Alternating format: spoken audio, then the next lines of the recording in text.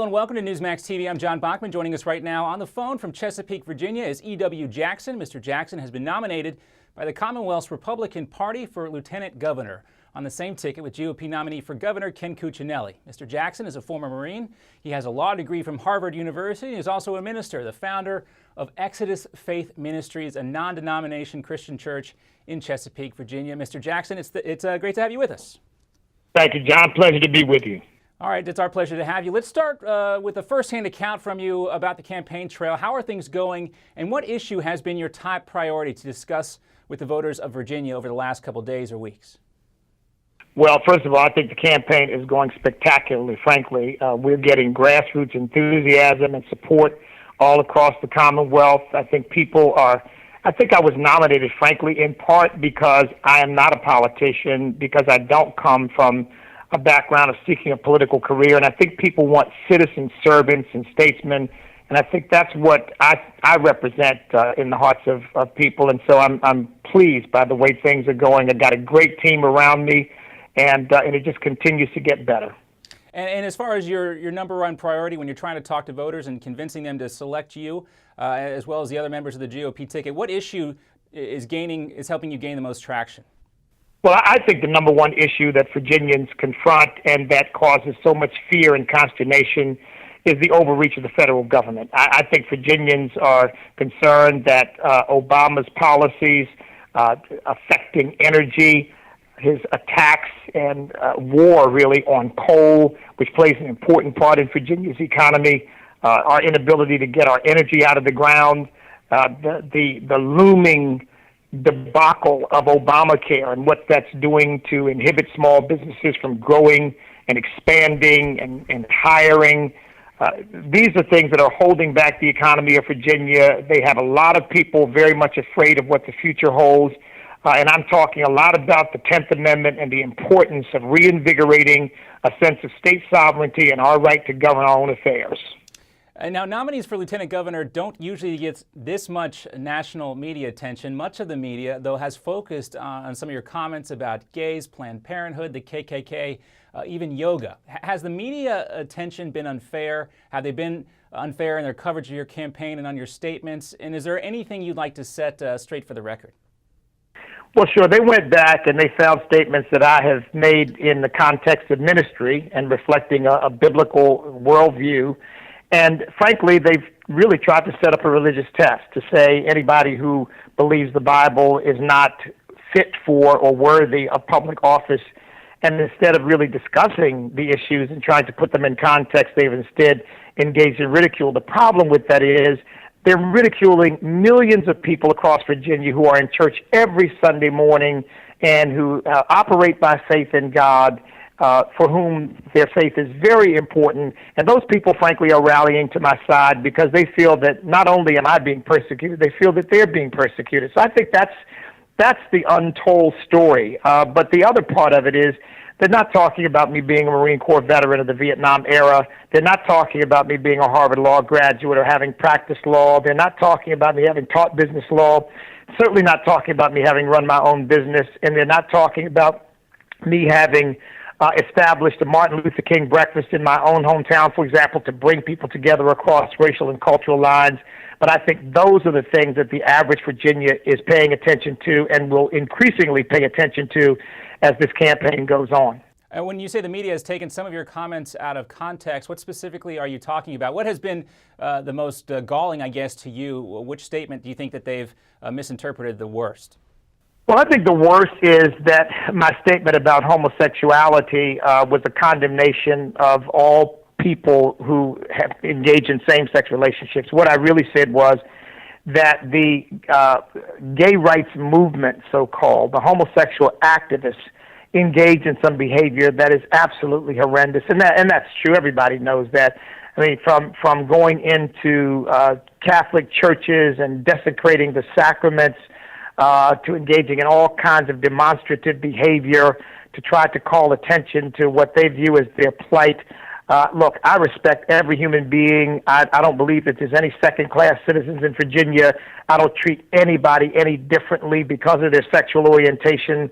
But I do think that the rabid, radical homosexual activist movement is really trying to fundamentally change our culture and redefine marriage and do a number of things that I just think are not good at all. And so when you were talking, when these comments that have been played up in the media, and I'm sure people can find them, they're everywhere online, when you made those comments, you were specifically just talking about the fringe elements of the gay rights movement, not the mainstream, however you want to describe it, folks involved with the gay rights movement. Right. I was not talking about the average citizen who happens to be homosexual. I was talking about the movement that I think is radical and rabid and is really demanding that people bow to it. I think that kind of behavior is, frankly, just not consistent with a constitutional republic, and it's behavior that is never going to persuade anybody to go along with what they're doing or to see them as victims. And so I think, yes, that's what I was referring to. You know, in light of the recent rulings by the Supreme Court, I mean, it's in states. States do still have the right to pass bans on gay marriage. If you want to look at some of the legal scholars who have weighed in on all of this. But, you know, to follow up with your answer here, do you respect the rights of gays to marry in places where it is already legal? Well, I respect the right of any American to do what is legal. It doesn't mean I respect what they do. Look, for me, marriage is a union between one man and one woman. I will never believe that there's any other possible definition that is acceptable. But I don't believe that in a state that chooses to do that people ought to be persecuted for exercising their right within the laws of that state. What I'm committed to doing is making sure that Virginia remains a state that defines marriage as a union between one man and one woman. All right. Thanks for clarifying that for us. Now, of course, you've also faced some criticism from inside the GOP. Current Lieutenant Governor Bill Bolling said some of your past statements were, quote, simply indefensible. How surprised were you to hear that coming from Bolling, as well as some of the other criticism coming from Republicans who have been less than super supportive of your run? Well, I was not surprised about Bill Bolling, disappointed, but not surprised, because Bill Bolling clearly has a major problem with the fact that Ken Cuccinelli is the nominee, and I think that concern runs down ticket for him. But look, this is politics, and people have a right to express their opinion. And if he disagrees with some of my views, I mean, it's perfectly within the realm of appropriate discourse. So I'm not surprised by that. However, I've been a little bit surprised at some of the unwillingness of just a handful of Republicans, frankly, to give me the benefit of the doubt and to say, well, wait a minute, let's look at his remarks in context. Let's look at where he's coming from as a minister and the worldview that he's espousing as a minister. And let's understand that in the same way that when I practiced law, I didn't go into court and quote scriptures to a judge. I quoted the law. And when I taught business and commercial and regulatory law, I didn't read them the Bible. I understand the difference between serving in elective office and serving as a minister.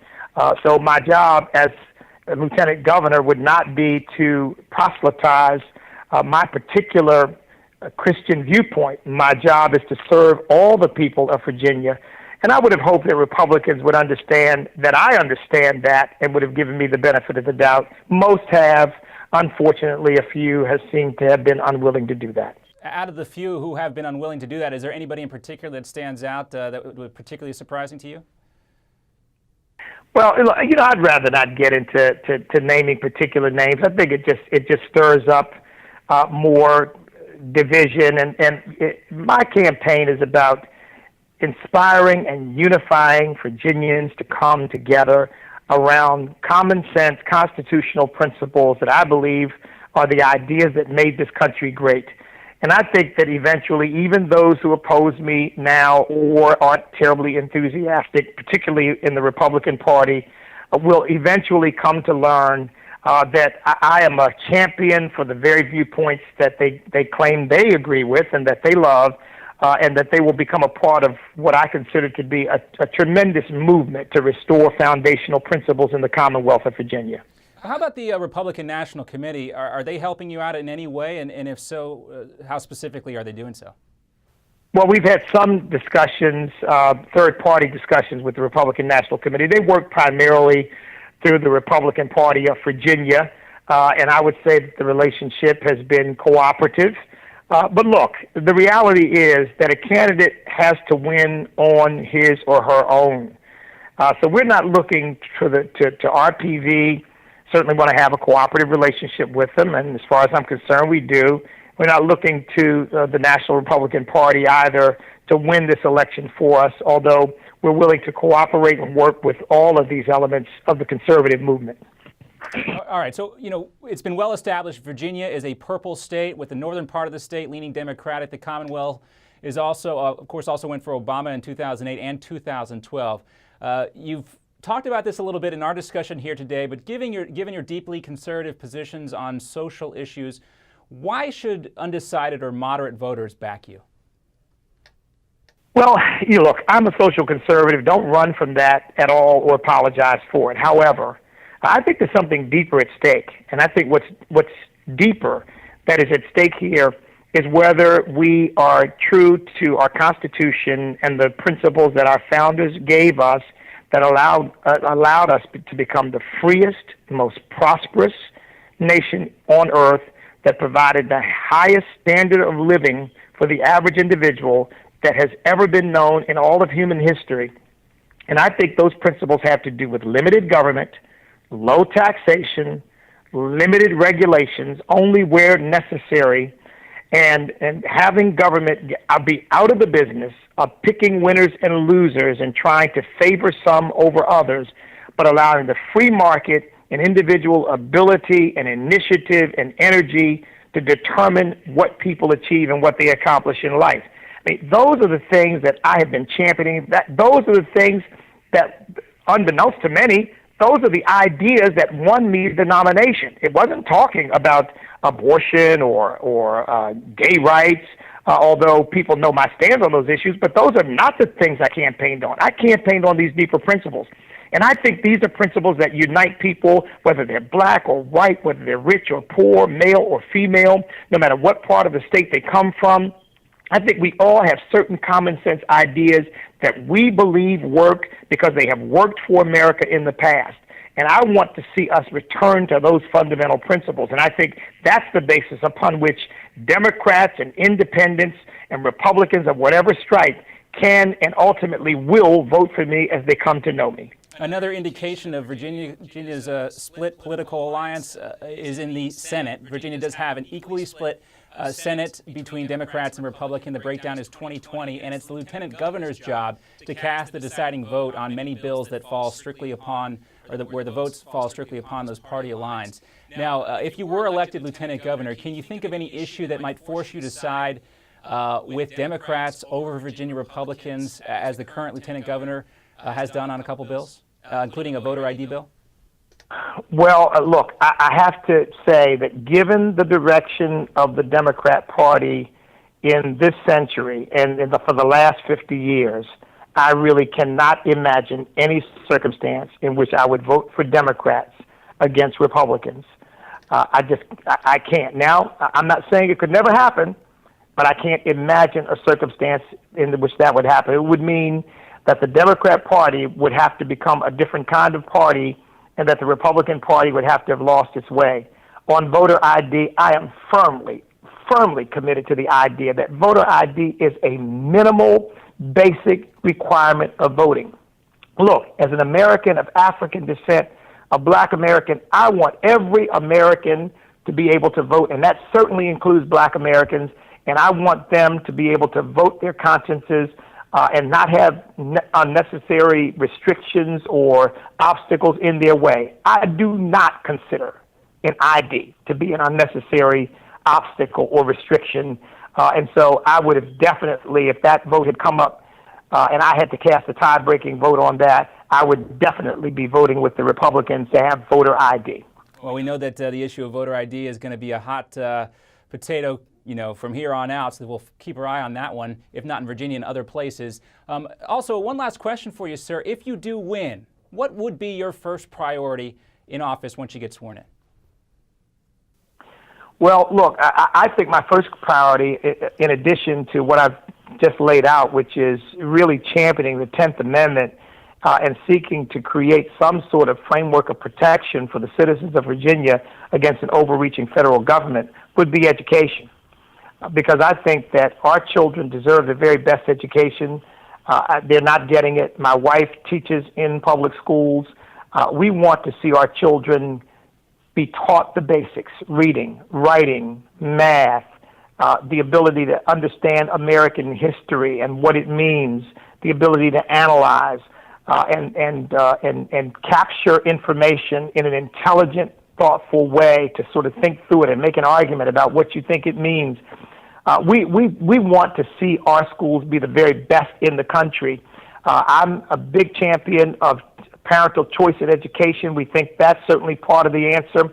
But until we get there, which would require a constitutional amendment in Virginia, until we get there, we want to do everything that we can to improve the public school education that is available to our children today.